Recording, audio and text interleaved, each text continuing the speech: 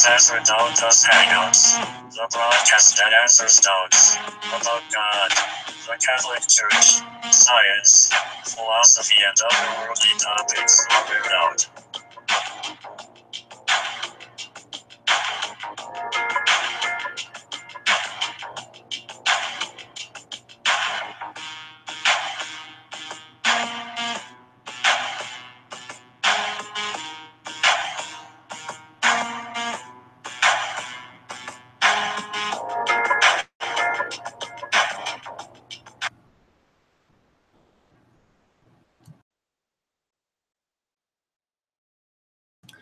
Hello, everyone. Welcome to Sacerdotus Hangouts, a special miscellaneous episode for tonight.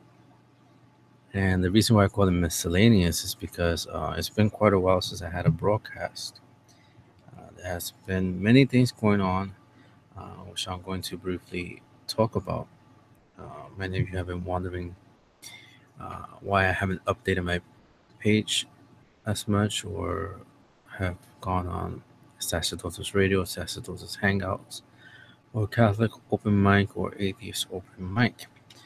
And also, many have asked why I haven't been tweeting that much or posting on Facebook and so forth. Well, like I said about a minute ago, things have been very hectic. I had examinations, classes, things of that nature regarding my studies. And I was also called for jury duty, juror's duty, whatever you want to call it. And for those of you who are listening to me who are not from the United States and probably have a different system, in the United States, the government pretty much forces citizens to participate in court cases, trials, and whatnot, grand juries, and things like that, in order to decide whether somebody is guilty or innocent without a reasonable doubt. So this was the second time that I was called by New York State to serve. The first time I was called was in 2009, going into 2010, and it was a civil case regarding a young girl who was operated on, and from what I remember, the operation was botched. The doctor didn't do a good job, and the young girl suffered complications because of it. The jury, at the time, we did not get to decide a verdict because the lawyers settled. I guess the lawyers from the hospital, which ironically was the same hospital that had the shootout a few days ago in the Bronx, Lebanon Hospital. I guess they felt that the lawyer could not defend this doctor. There was no way to defend the doctor, so they decided to settle out of court. So that was my very first time doing that, and now I was called again at the end of May. And this time it was different. I was called for the criminal court, and the case involved uh, a murder, pretty much a murder and robbery. And I'll get into more detail in another broadcast regarding that. But it was an interesting experience. An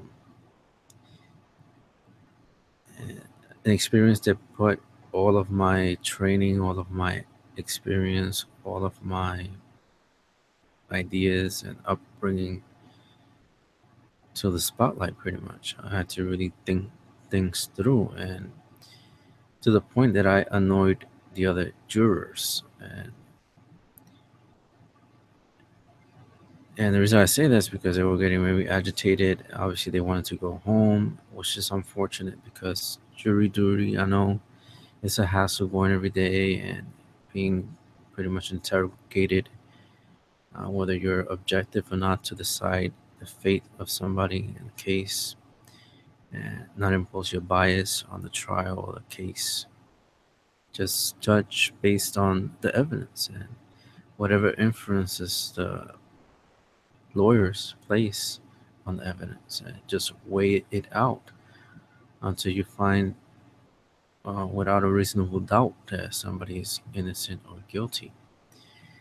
So when the first day, I believe, the second day, the judge went one by one questioning us and started asking me questions where I was from, what did I do, what's my favorite thing to do, pretty much trying to psychoanalyze me. And it is my luck that I tend to answer directly and bluntly and pretty much like a stoic, emotionless. So I think that's what judges and lawyers look for in jurors. Somebody that's pretty much not, I would say emotional, but somebody that's uh, you could tell was serious, that takes things seriously and whatnot. So I think that's why they keep picking me for jury duty. Well, it's my second time to see what happens on the third time, which is in 8 years, I think he said. Even though the juror, the clerk, said it was 4 years, so they changed it. So I don't know how to figure that out. Whether it's 4 years or 8 years, the judge said 8 years, the clerk said 4 years. So I'll have to figure that out. But the jurors who got upset with me because I really wanted to get the facts straight. I wanted to make sure I heard what I heard. I wanted to make sure I saw what I saw, verify things because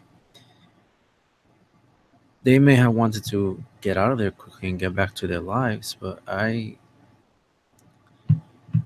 granted, I don't have a family. I don't have a wife. I don't have children, so I don't have that responsibility, and I do not have a secular job per se in regards to make earning a living. I am not doing. I'm not a businessman. I'm not a teacher, or lawyer, or any of that. Working within the church. I don't want to call it a career, but in the eyes of the world, they see that as a career. So what I'm trying to say is that my situation is unique, obviously, from the other people. Some people they worked. One of them was retired. Another one worked was a student. Another one worked in the airlines and whatnot in the nursing home. So obviously they were stressed out and also worrying about their paycheck because jury duty pays $40 a day, and the first 3 days I believe your employer has to pay it, and then the court pays the rest, or they do not pay it if it's a certain if you earn a certain amount. It was the whole thing was confusing. They gave us so much information. Trying to pin all that down was not that easy.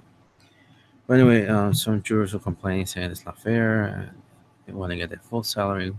In the end, one lady, she young lady, I believe she was 29. She came to every session for jury study and every trial day, and the day that we were supposed to decide the verdict, she didn't show up. So I'm not really sure what happened.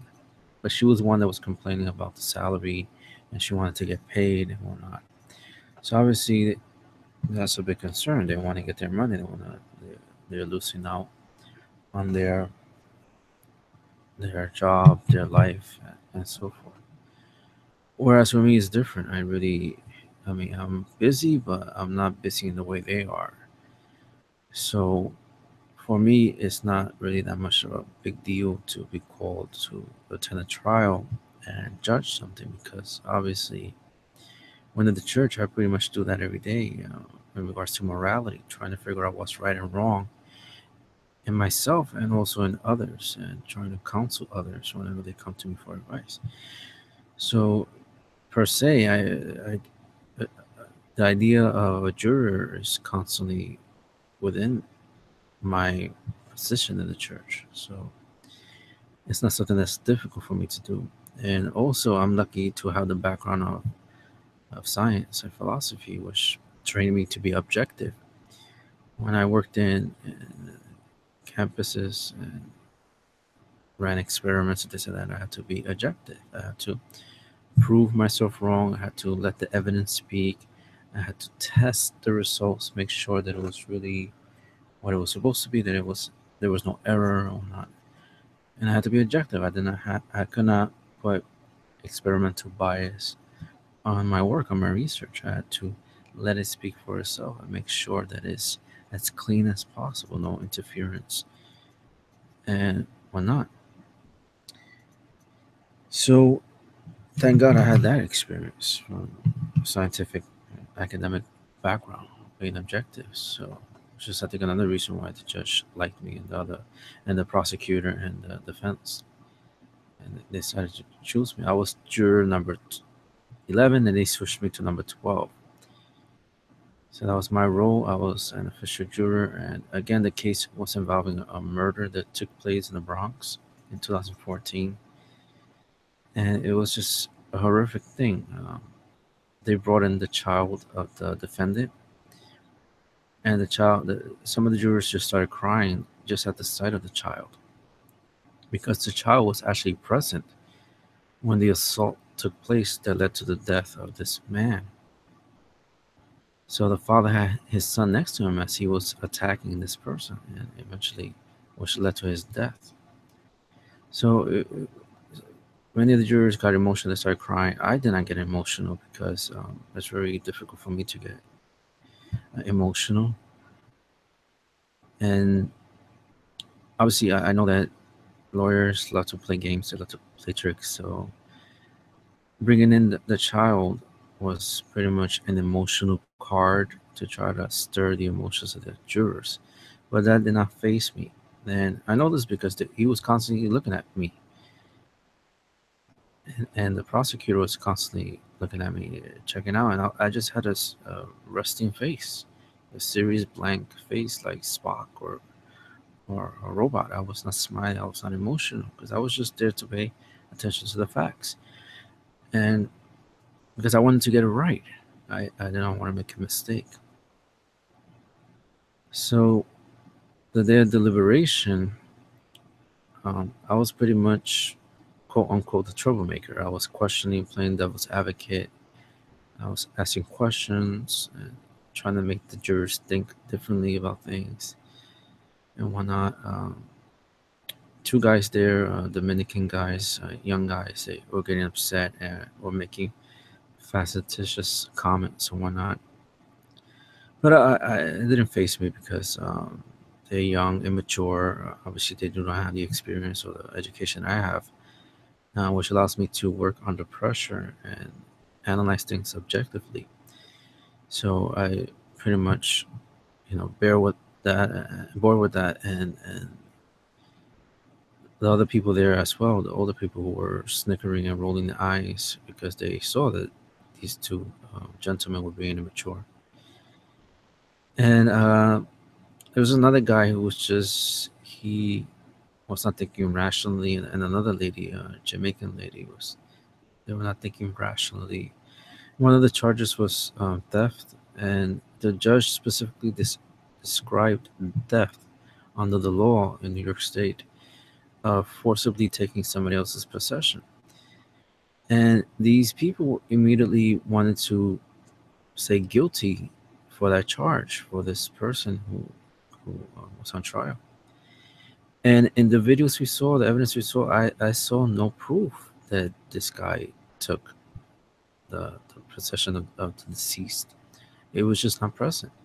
The only thing they had was that when the guy was arrested and while he was in the hospital, because obviously there was an altercation, they found the wallet of the deceased on the person of the assailant.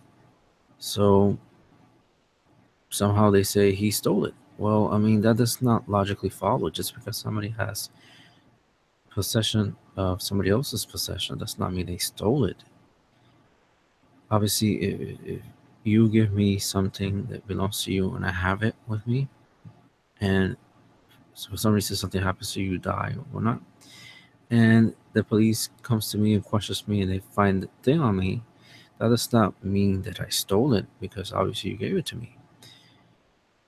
So we cannot jump to conclusions. So I try to argue that point with the jurors. They were getting frustrated with me, and I was trying to reason with them. But like I said, these people are not. They do not come from my background of science philosophy, so their way of thinking is different from my thinking, and also my IQ level is obviously different from other people. So I do not see the world or perceive the world like quote unquote the normal people.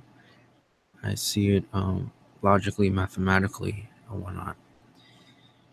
Whereas most people tend to see it emotionally and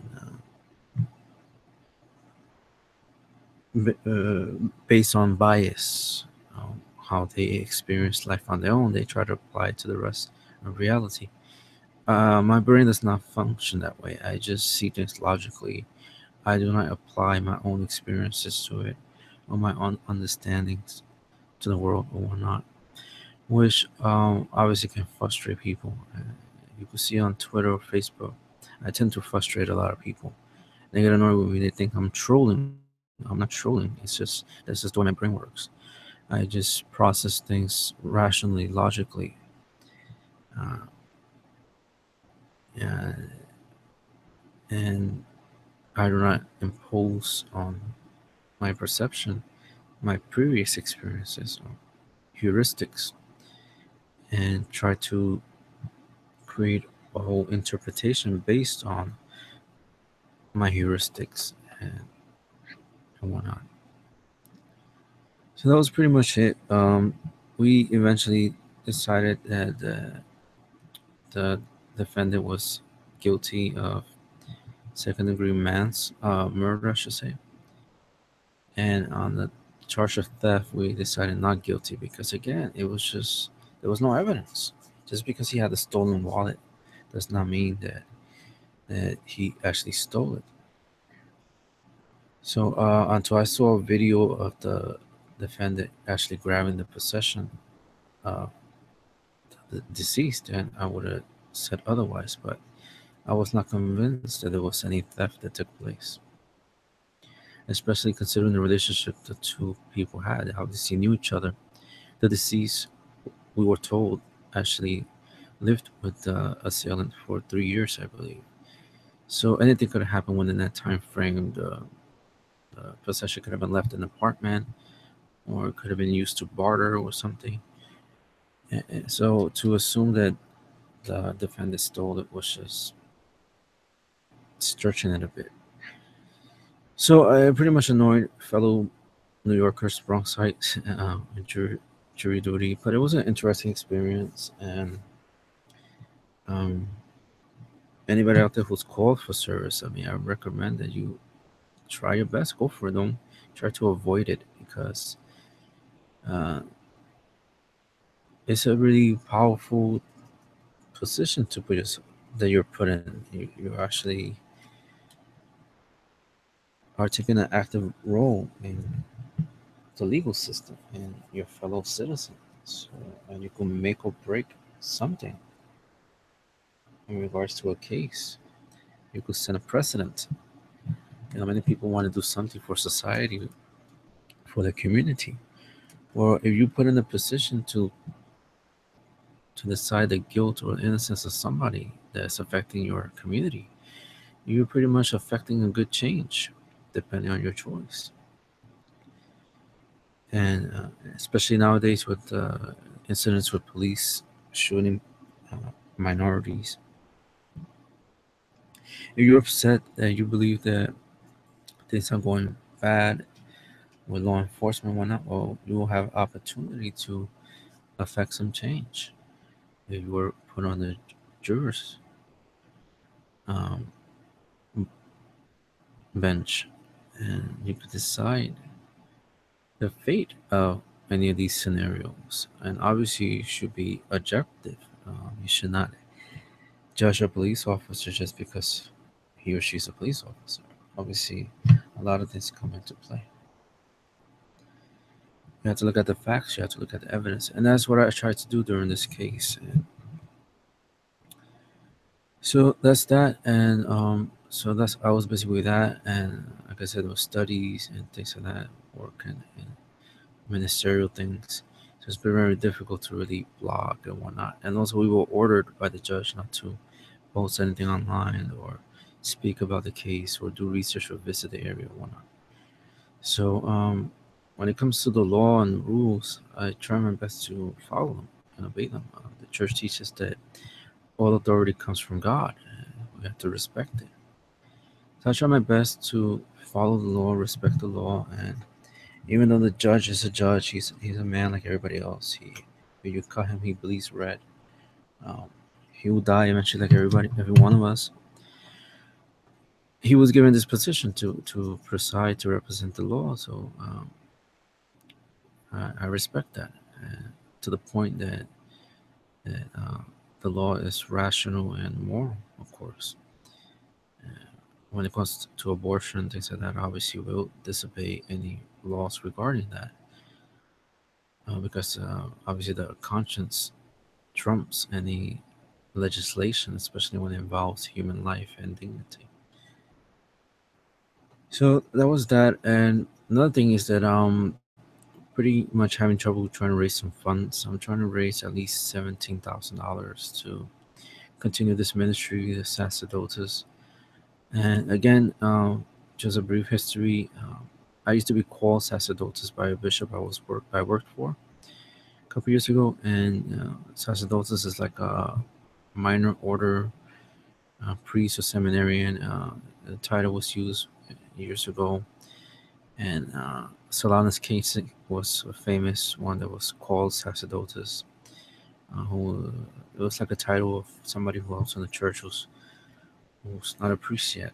And so that's pretty much the nickname that I was given, and it stuck with me. So I decided to use it for the ministry. And this work, this ministry, what I try to do is I try to reach people, both Catholics and non-Catholics, and evangelize to them, but evangelize to them in a different way by interacting with them one on one, directly befriending them, and using not just knowledge of the church, but also secular knowledge in order to present the truths of Christ as rational, as valid, which is similar to Saint Thomas Aquinas and the scholastics who use the secular knowledge, philosophy, and so forth to try to better explain the truth of the church. And we see with Thomas Aquinas the Summa Theologica, where he pretty much used philosophy to present the ideas of the church and the defenses of God, God's existence, and so on.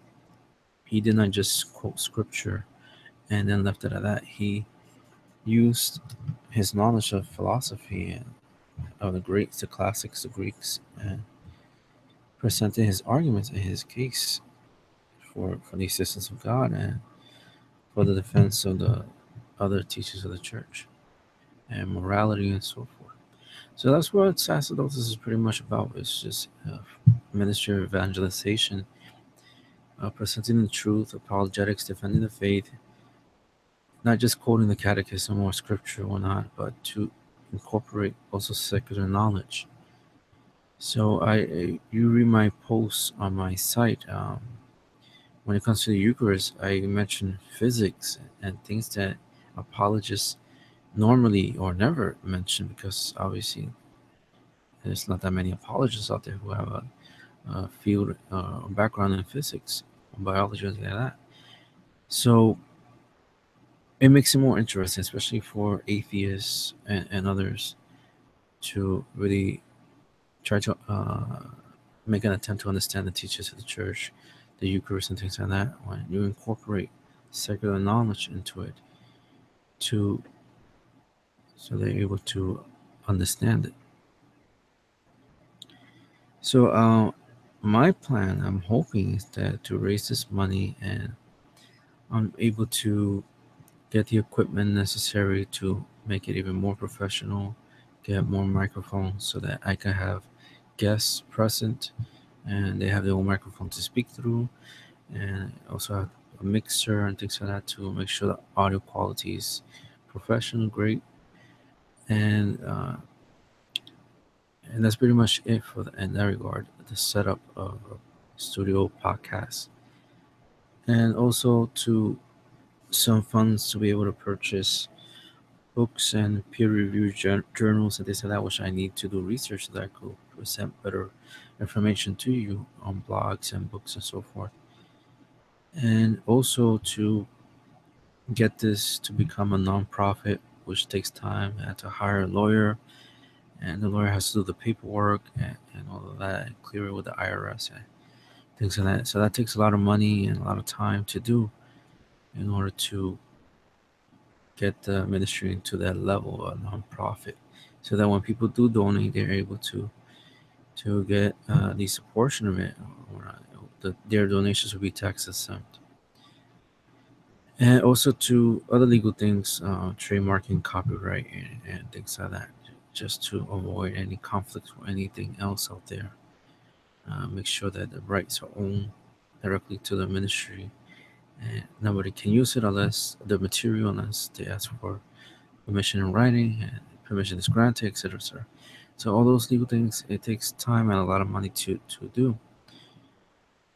And then to pay the domain name, sacerdotus.com, and all the other domains that I have, to keep them paid and registered so that I can continue providing the sites for everyone to read and enjoy and participate in.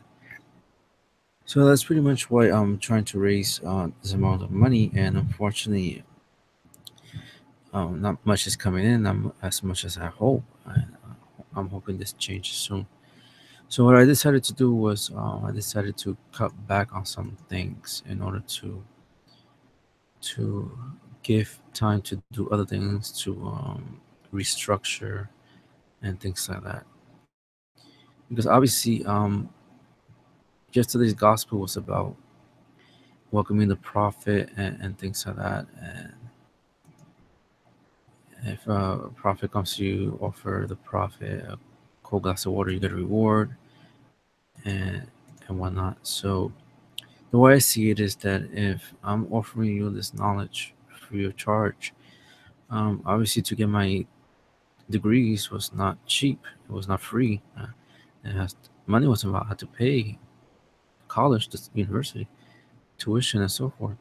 So if I'm offering all of this knowledge, which costs hundreds of thousands of dollars, and you're absorbing it, you're learning from it, you're using it to be able to learn about God and the Catholic faith. And if you're an atheist and you're a Catholic or Protestant or whatever, and you're benefiting from this information and applying it to your own apologetics work or encounters with atheists or others from different faiths, and my content is aiding in your ability to evangelize, then there should be at least some consideration to help out whenever I need. If you're benefiting from this, uh, there's no harm in offering a couple of dollars donations just to help me, to allow me to continue to provide this benefit to you, instead of just taking it for free and using it and not worrying whether the whole system is going to collapse. And then, because if it does, what are you going to use? If I cannot pay the domain names and the other things, then I cannot provide the things for you, the content, unless we speak on the phone. But how much can I do with that? I cannot show you text or images or anything via the phone. It will not be the same thing. So obviously, a website is more rational, where everybody globally can visit it and can find the content. They will get the books and things like that and read it, everything there. So all I ask is for some help, to have a nice cold glass of water for me. If I'm coming to you as a prophet of the Lord, um, I hope that you would leave a glass of cold water for me, and I'll be grateful for the free information that you're getting.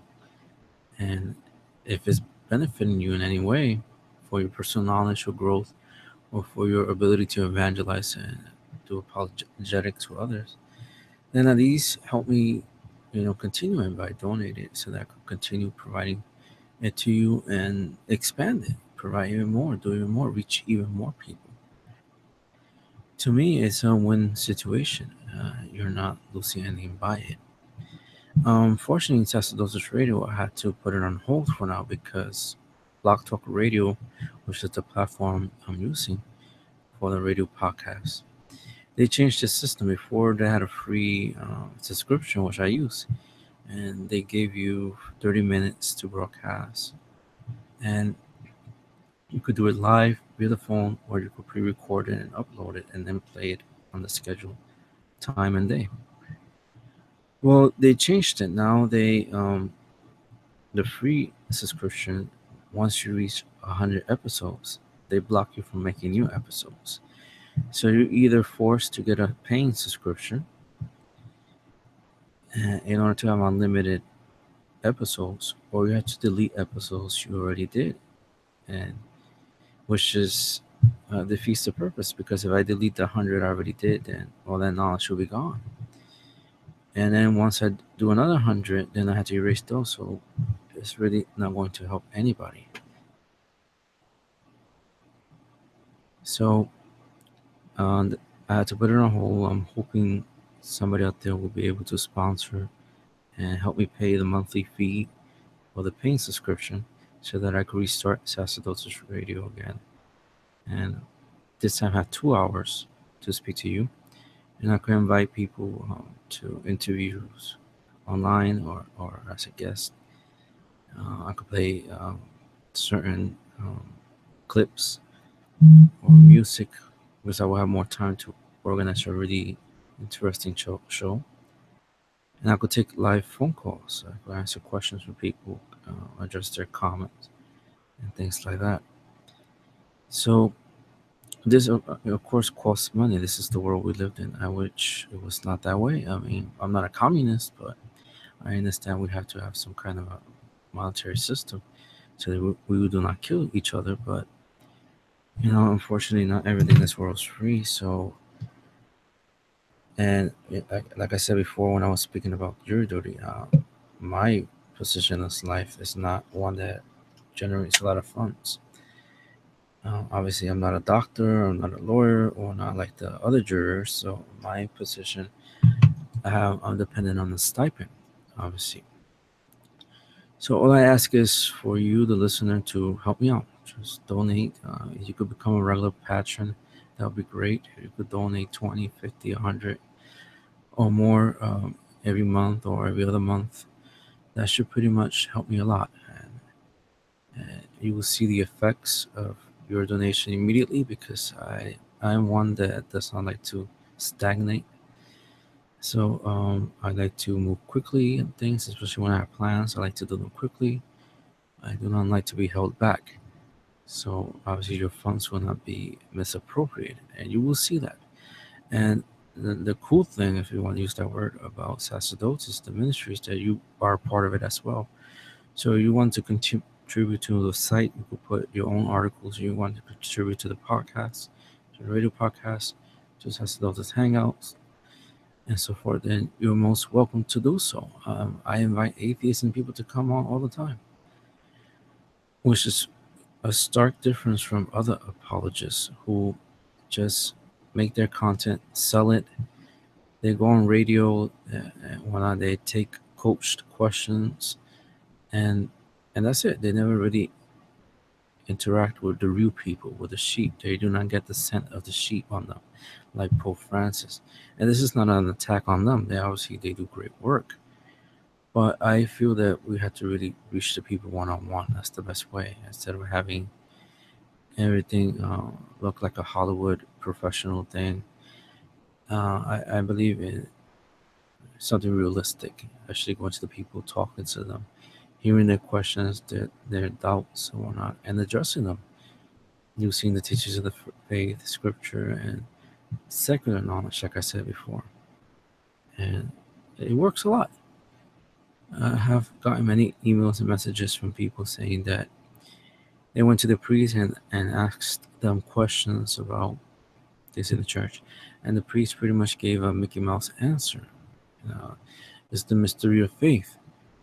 and just left it at that. And to an atheist, they want to know what is a mystery of faith. What does that mean? You cannot really just tell people, well, that's the mystery of faith. You got to take it or leave it. That's not satisfactory to an atheist. You have to really give them meat and potatoes, so to speak. So that's what I try to do. I say, it's a mystery of faith, yes, and this is why.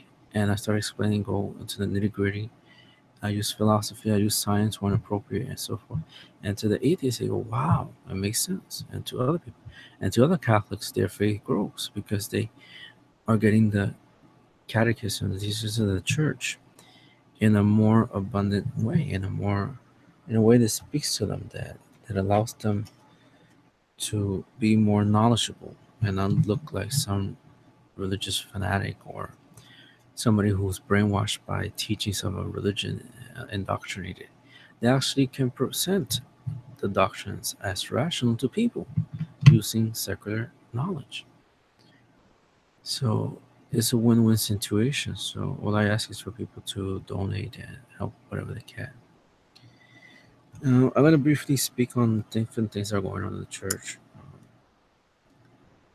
Obviously, Cardinal Pell is a topic that many people are speaking about, and it's unfortunate what's going on. Again, like I said, I served on the juris duty, and we had to presume the innocence of people. So I presumed that Cardinal Pell was innocent of the charges that he is facing, and I hope he is innocent because nowadays we cannot really know. I mean, there was a time where priests were thought as to be saints walking on earth who could never do anything wrong. Well, that obviously is not true. That procession no longer exists. So, unfortunately, anything is possible nowadays. So, we have to be really careful with placing judgment and just let things, the justice system, the judicial system, work itself out in proving that a Cardinal Pell is innocent or not. This is not the first time they charged him or brought things to his attention claiming he abused children. It has been done in the past and there was no evidence for it. So I'm assuming, I'm hoping that this is the case now, that he will be clear of all his charges and can prove that he never did anything wrong. So we have to look at the situation well, pray, and see what happens. Another big situation is that Pope Francis removed Cardinal Muller from the CDF and the Congregation of the Doctrine of Faith. And many people are talking, saying, "Oh, well, he did that because he wants to put in a cardinal that that is that supports his view that will promote communion to the divorced and remarried and so forth." But Cardinal Gerhard Muller said recently that he and the Pope have no problem. He and the Pope have no beef, so to speak. That the whole situation that he was removed was not because of a conflict or anything like that. And he said to a German paper, quote, "There were no differences between me and Pope Francis," end quote. And he was there for 5 years, and he doesn't know the specifics why his 5 year term was not extended. And the Pope just told him that he wants to get rid of the idea of renewing the curate positions in the Curia. So the Pope doesn't want to keep renewing the same people on and over. He wants to keep changing the faces, so to speak, in the Curia. So that's pretty much the situation with Cardinal Mueller. Pope Francis chose a Jesuit, Archbishop Louis Ladria, and he was chosen to be the secretary of the CDF by Pope Emeritus Benedict XVI. And he was chosen because he was um, simple and orthodox in his theology. So he's somebody that's orthodox, is faithful to the faith, to the teachings of the church. So Obviously, Pope Francis picked Archbishop um, Ladaria, who is faithful to the teachings of the church, and also said that communion will not be given to the divorced and remarried.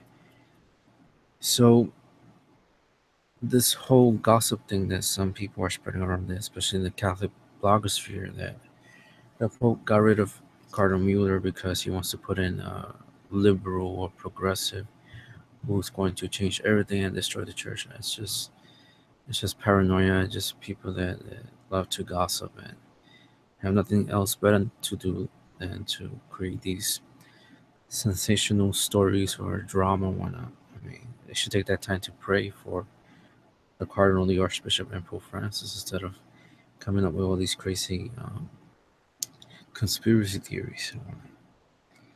So that's pretty much my thought on the whole situation that Cardinal Mueller whatnot. Obviously, in the church, we're told that God has different plans for us, that we cannot become comfortable, and you see this a lot with religious orders, the Franciscans and Jesuits, Dominicans, and so forth. During the novitiate and whatnot, they're told that you don't get too comfortable. I mean, God could put you here for 1 month, and the next month He could send you somewhere else. You have to be ready to serve. Somebody who's ready to serve does not decide their position in the church. God is the one that's pulling the strings, so to speak. So we cannot go and enter an order or a diocesan seminary and become a diocesan priest or religious priest or brother or sister or monk or deacon and then say, okay, I'm set for life. This is going to be my job, my career. That's not how it works.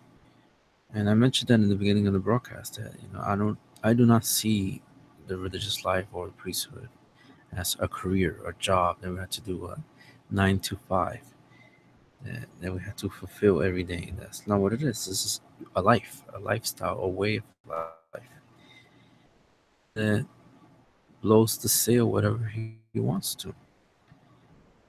So we should never get comfortable in anything in the church, any position or anything like that, because within a heartbeat, God can change all of that. And I take that also with this ministry of Sacerdotus, that, you know, God maybe wanted me on Twitter for a couple years, and now He wants me somewhere else. And maybe that's why there's not many donations coming in. Maybe that's God's way of telling me, okay, I don't want you here anymore. I don't want you talking on Google Hangouts or Blog Talk Radio or blogging and whatnot, or going back and forth with atheists or whatnot on Twitter. Maybe I want you to do something else. Maybe I want you to pray. Maybe that's what I want you to do now. Maybe I want you to pray for a couple hours or an hour a day or whatnot, instead of going and tweeting and things like that. Or maybe I want you to go and do street evangelization. So instead of talking to people or addressing people or typing to people behind a computer screen or a phone, actually go to the park and evangelize, give out rosaries, pamphlets, Bibles, and whatnot, and actually engage the people. So I'm always open to what God has planned for me and this whole work of sacerdotes. So for now, I trust that hopefully God wants me to do this, and hopefully people will start coming in and donate and help me continue this ministry and do the legal work of creating it into a nonprofit and so forth, which costs a lot of money to do.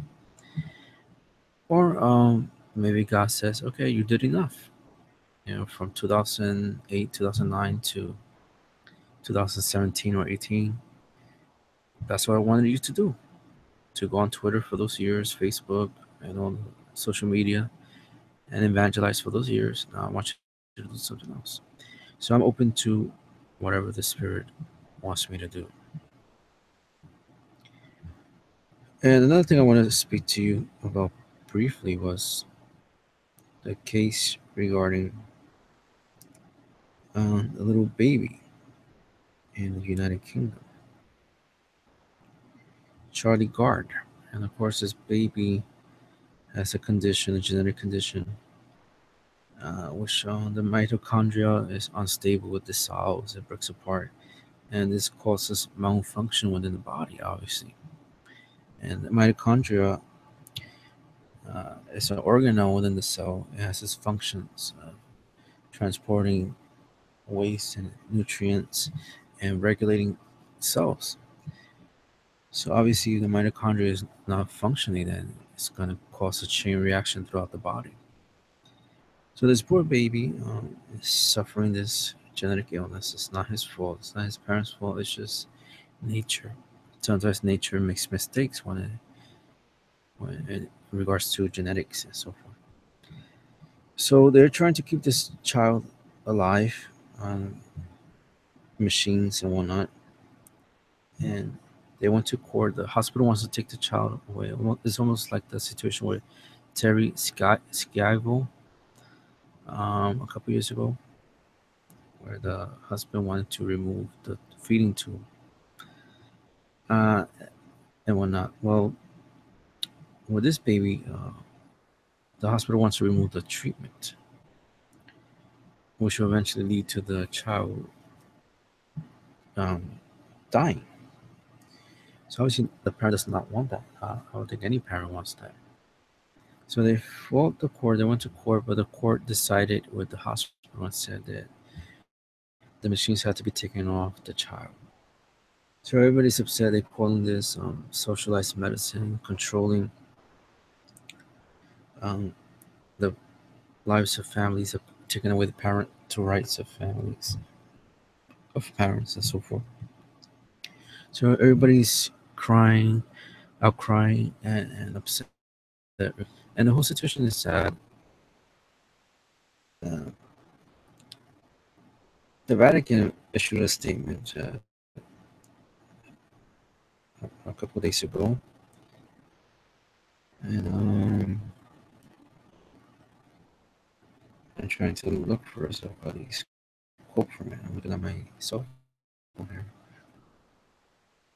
If I could find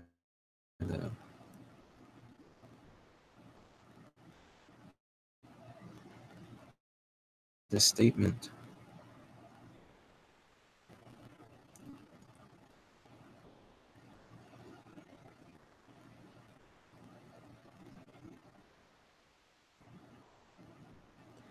And pretty much just sum it up while I'm looking here is that the Vatican said that they understand the whole situation, and I'm paraphrasing, of course, and that the church teaches that extraordinary means of treatment is not necessary after the situation is pretty much hopeless. In other words, if, for example, somebody has cancer and they're getting chemo or radiation or whatnot, that treatment is considered by the church as extraordinary care, as opposed to ordinary care, which is getting fed, nutrition, and water, hydration, which is the ordinary care, the normal, natural form of care. And the church teaches that, for example, somebody with cancer is getting chemotherapy or radiation, and the tumor continues to grow.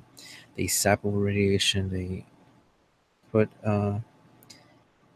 chemo into the therapy into the veins and whatnot via IV, and it's not doing anything. That the church teaches that it's not necessary to keep the treatment going, to pretty much remove the treatment and let nature take its course.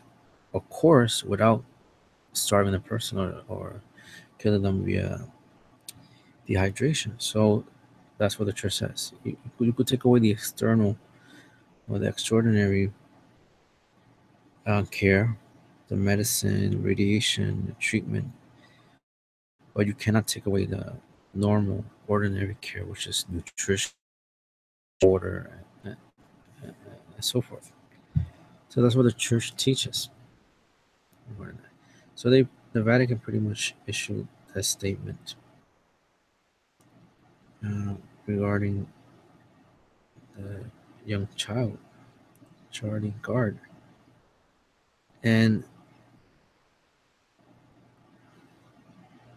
people are upset. Some Catholics are upset. I try to explain to some Catholics on Twitter why the statement from the Vatican is really, it may sound harsh or that they do not care, but it's it's really is in line with the teachings of the Church.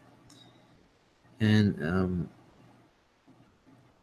Archbishop Vincenzo Paglia, who was the president of the Pontifical Academy for Life, said that the interest of the patient must be paramount. And he said we must also set the limits of medicine and avoid aggressive medical procedures that are disproportionate to any expected results or excessively burdensome to the patient or the family. So, like I said just a few minutes ago, that the medical procedures, the medicine, the treatment is disproportionate. It's not doing nothing from the expected results, meaning it's not reaching any results, not doing anything. Then it's not necessary. It should be removed. And a patient, parents, a family, doctors should understand that it's futile. Let it go. And of course, we are all meant to die. We all have to die sometime. And I remember this teaching clearly because I remember a seminary in Toronto. I was given an oral examination and I was being questioned. And the rector questioned me on the question, and I got it wrong because I was thinking as an atheist instead of as a Catholic, unfortunately. I said that everything should be done to keep the patient alive because that's something that somebody that's not religious, that's secular, would think. Scientist, you have a field of science, so obviously you're gonna go for to treatment to continue the treatment. But the church does not teach that. It only teaches that you cannot deprive a patient of the normal, ordinary means of care, nutrition, hydration, and so forth. So the whole situation is complicated. I read an article that Pope Francis is siding with the parents. I'm not sure about that. I had to verify that. Eventually, we'll do a post on it on my site now that I have a little bit more free time, now that the jury duty is over and whatnot. And I could do more things and explain and show whether Pope Francis was really siding with the parents or not. And obviously, we all do not want the child to die, but it is really no hope. And we just have to let nature take its course and hope and pray. I mean, it would be nice if God could perform a nice miracle and cure this child and show the whole world that medicine is nothing, hospitals are nothing. It's what comes out of His mouth that means everything. So we pray that hopefully a cure will happen, that this baby will recover, that his mitochondria depletion syndrome will disappear, and his organelles will function normally, and he'll live a long, healthy life until the Lord calls him. But again, it's up to God. I mean, if He wants the child back now or later, I mean, it's up to Him. We really have no say in it. So hopefully, we pray with the family, show support for them. Obviously, it's a hard thing, but it is troubling that the court system is quick to decide death for a child. It's really unfortunate, and that they take away the parental rights of, of these parents. Obviously, these parents that they cannot go not even to the United States to continue treatment, so they're borrowing that. I mean, that's just wrong. If the parents want to continue the treatment in the United States, they should be allowed to do so. But then there comes a point if it's not doing anything that you have to let nature take its course. Continue to supply nutrition and hydration to the child until the Lord takes him. And it's not the end of the world. As Christians, we believe in the resurrection of the dead. When Christ returns, the dead will come back, will rise from their graves. It's not going to be like the Walking Dead. We're not going to see walkers or zombies or walking around eating people. It's not going to be anything like that. It's just um, people's imagination, Hollywood and whatnot. They will come back. Their bodies will be different. It will be glorified like the one that Jesus had. Uh, and since it's resurrected, it's not going to be bound to the laws of nature because it died to that already. So it's going to be a different form of body, a different. We're going to look the same, but it's going to be a different um, reality, different metaphysical existence of the body, metaphysical physical existence of the body. So as Christians, we have to hope in that and believe that that's really going to happen. So whether we lose somebody or not, I know it's hard. I lost great people in my life, and even though I'm not that very emotional, you miss people when they pass away, when they die, and these are grown-ups. So I can imagine how anybody would feel if they lost a child. I mean, I can't even imagine it. I mean, it bothers me when I hear about children being killed and so forth.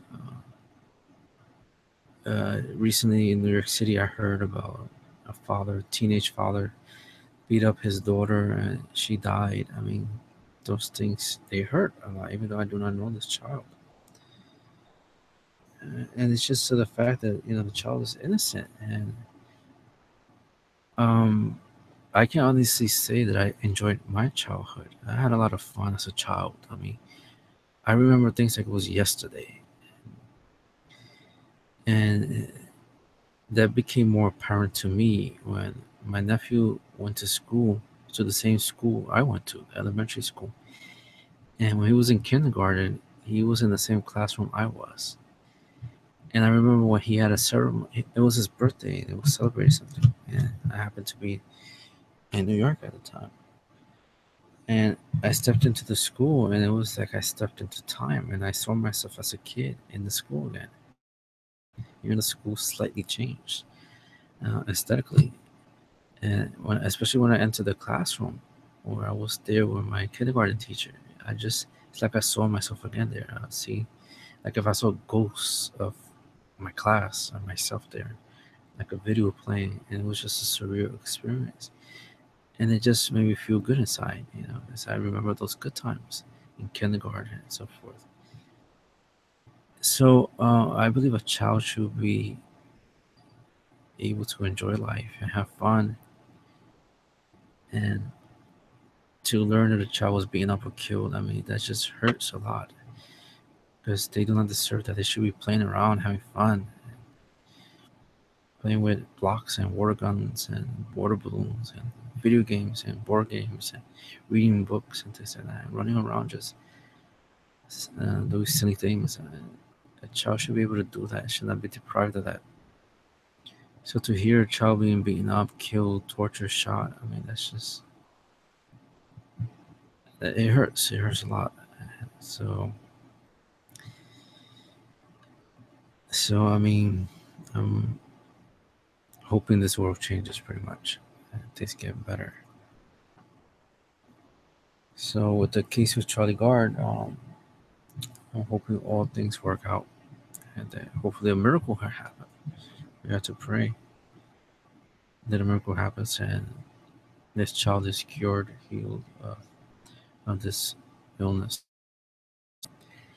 So again, I think I'm gonna cut it now because I think I spoke too much. Just wanted to inform everybody what happened, what's been going on in regards to Sacerdotus and what I have been doing offline, things like that. And I'm hoping that you, the listener, will really be generous and donate and help me out to try to raise this amount in order to continue this ministry and expand it. I'm hoping that you will help me out so that I can get the subscription for the Block Talk Radio and the equipment and the things needed to expand the radio podcast. As the stand is on hold until I'm able to find a sponsor, somebody to help me or not. And I said before, I'm not gonna be responding to people on Twitter and things like that. So If you send messages, I want to see them. I have my filters on this, so I'm following you. I'm not gonna be able to see it. So for now, is contact me via these addresses here. Let me see if I can get this thing to show the screen. So we're something with Google.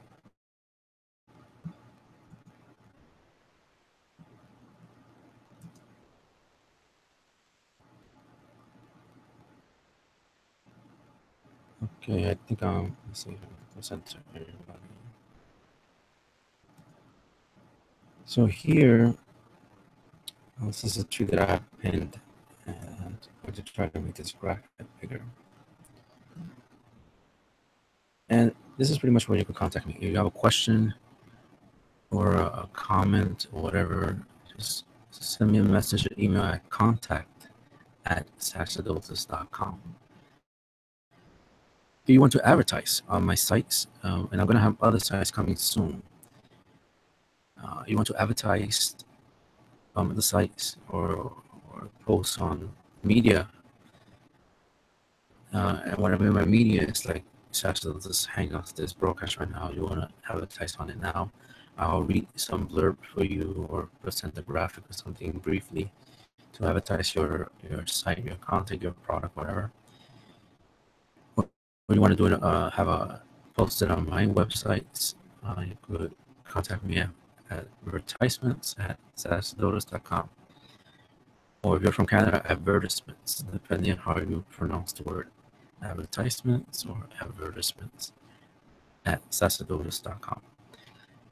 If you want to participate on Sacerdotus Hangouts, which is this right now, or Atheist Open Mic, which is the version of Sacerdotus Hangouts, for atheists to come on and talk to me, post questions, comments, and whatnot. Also, others are welcome. It's not just for atheists.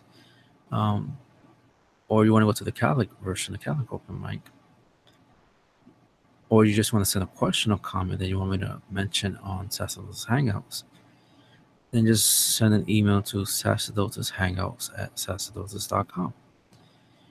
Now, you want to be a Sacerdotus Radio, and I'm hoping I could get a subscription so that I can continue the episodes, the broadcasts on the radio podcast. If you want to be a guest on it, or you want to present a book, or you want to be interviewed, or you just want to send comments or questions, then send an email at sacerdotusradio@gmail.com. And of course, I'm trusting in all of you to help me out to donate. You can go to www.gofundme.com/sacerdotus, or you can go to sacerdotus.com/p/donate -2-ministry.html, and that will take you to a link to different ways that you could donate, and it includes the GoFundMe and also PayPal. So you want to use PayPal. If PayPal works for you,